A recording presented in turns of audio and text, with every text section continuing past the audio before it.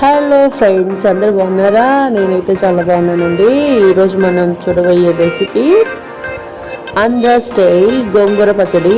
So ముందుగా welcome back to Mokshith YouTube channel అండి. నేనైతే కాస్త మిరపకాయలు, ధనియాలు, ఆవాలు, జీలకర్ర, ఒక 4 లేకుంటే 5 మెంతులు యాడ్ చేశానండి. వాటిని ఆయిల్ వేసి ఫ్రై చేసేసుకున్నాను. సో వాటిని పక్కన పెట్టేసుకుంటున్నాను.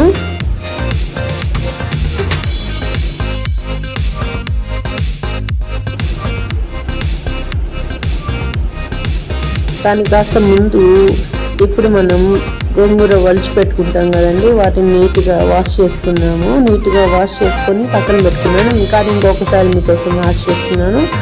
సో వాష్ చేసి వాటిని డైరెక్ట్గా కడాయిలో పెట్టేసుకున్నానండి.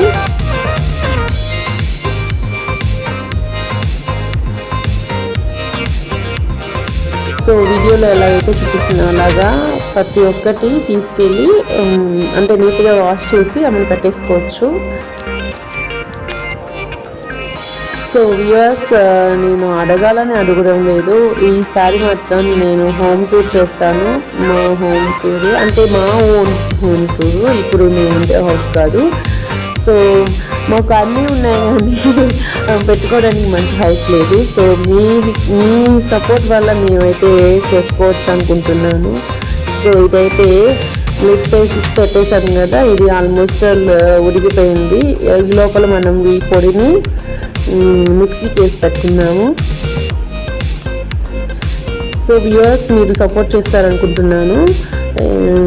ఇప్పుడైతే సాల్ట్ యాడ్ చేశానండి, కాస్త వెల్లుల్లి